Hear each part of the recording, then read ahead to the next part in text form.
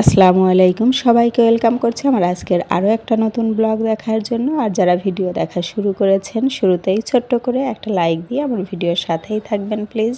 শুরুতেই আপনাদেরকে এলোমেলো কতগুলো থালাবাটি দেখাচ্ছি। এগুলো কিন্তু আমার বুয়াকে দিয়ে ধুয়ে রেখেছি, শোকেজের সমস্ত থালাবাটি বের করে তারপরে ধুয়েছি। তো পানি ঝরে গিয়েছে, ধুয়েছি আরও 2 দিন আগে। তো আজকে ভাবলাম যে একটু গুছিয়ে নেই, তো সবগুলো আমি একে একে গুছিয়ে নিব। মাঝে মাঝে দেখা যায় যতই গ্লাস লাগানো থাকুক ধুলা পড়ে, তো না হলেও বছরে অন্তত একবার আমার মনে হয় সব ধোয়া উচিত, কারণ সব কিছুই কিন্তু ইউজ করা হয় না। কিছু কিছু ডিনার সেট আছে যেগুলো ইউজ হয় না, আবার কিছু কিছু কিন্তু ইউজ হয়। তো এই যে আমি কিন্তু গুছিয়ে নিয়েছি, পুরাটা গুছানো হয়নি। তো এই শোকেসটা মোটামুটি গুছানো হয়েছে। এ বাদেও আমার আরও একটা মানে ওয়ারড্রপের উপরে একটা পার্ট শোকেজের সিস্টেম, তো সেখানেও থালাবাটি আছে। তো ওগুলো আরও একদিন গুছিয়ে নিব, যেহেতু রমজান মাস এখন একবারে কাজ করা সম্ভব হয় না, একটু একটু করে করছি। এই যে তো মানে খুব তাড়াহুড়া করে বাচ্চাদেরকে সাথে নিয়ে ওদেরকে বলছিলাম যে তোমরা একটু গুছিয়ে দাও, তো ওরা একটু হেল্প করেছে আর আমরা সবাই মিলে গুছিয়ে নিলাম। রমজান মাস দেখা যায় নামাজ বা কোরআন শরীফ পড়া এগুলো কিন্তু আমরা একটু বেশি করে থাকি, যার জন্য অন্যান্য কাজে একটু কম হাত দেই।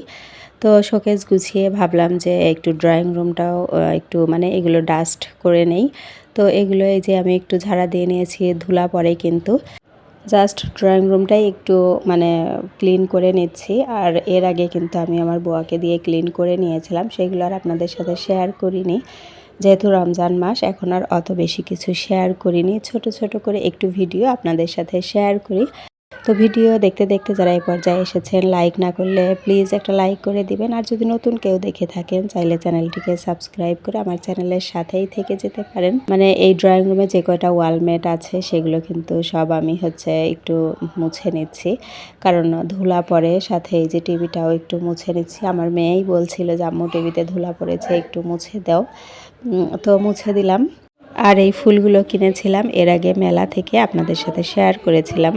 তো এই ফুলগুলোও কিন্তু একটু করে নিচ্ছি যাতে করে ধুলা পড়লে সেগুলা না থাকে। তো এই যে টিভির নিচে একটা টি টেবিল রেখেছি, তো এটাও আমি ক্লিন করে নিলাম। এরপরে কিন্তু চলে এসেছি ইফতার বানাতে। এই যে এখানে ডিমের চপ, এটা ভেজে নিচ্ছি।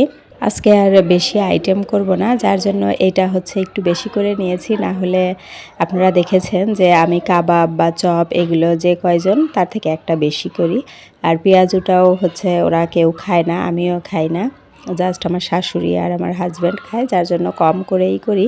তো আমার কিন্তু সব কিছু ভেজে নেওয়া হয়ে গিয়েছে, টেবিল পরিষ্কার করে নিয়েছি। এখন এই যে সব কিছুই কিন্তু টেবিলে দিয়ে দিয়েছি, সালাদ, ফল, তারপরে যা যা ভাজা দরকার সেগুলো ভেজে নিয়েছি। সাথে কিন্তু শরবত রেডি করেছি। এটা একটা ফুলের পাপড়ির শরবত, এটা পানিতে দিলে এরকম কালার হয়, একটু হালকা টক, অল্প পরিমাণে চিনি লাগে, অনেক বেশি চিনি লাগে না। সাথে কিন্তু ট্যাঙের শরবত, তোকমা চিয়া সিড দিয়ে।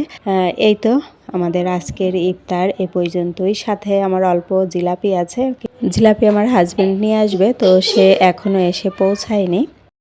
আর রাতের খাবার রেডি করেছি ইলিশ মাছ ফ্রাই, বেগুন ভাজি, আর পাঁচমিশালি সবজি। এখানে একটু মুরগির মাংস আছে, আর ডাল ভুনা করব। তো গ্যাস কম, আস্তে আস্তে ডাল ভুনা বসিয়েছি। আর পোলাও রান্না হয়েছে, পোলাওটাও হয়ে গিয়েছে, এটা তো আমি নামিয়ে নিয়েছি। এখন কিন্তু সব কিছু টেবিলে সার্ভ করে দিব।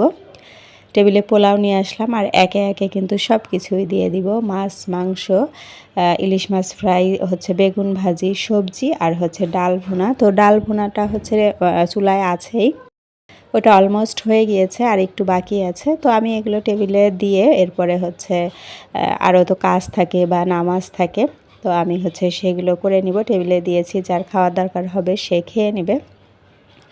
আর ইদানিং বাচ্চারা আবার খেতে চায় না, ওদেরকে মানে হাতে খেতে চায় না, আমাকে খাইয়ে দিতে হয়। এই হলো ওদের মানে বাহানা শুরু হয়েছে নতুন। এই তো, আর ডালটা কিন্তু এই যে প্রায় হয়ে গিয়েছে, এটাও টেবিলে দিয়ে দিব। তো আজকের মতো এ পর্যন্তই। সবাই ভালো থাকুন, সুস্থ থাকুন, আল্লাহ হাফেজ, আসসালামু আলাইকুম।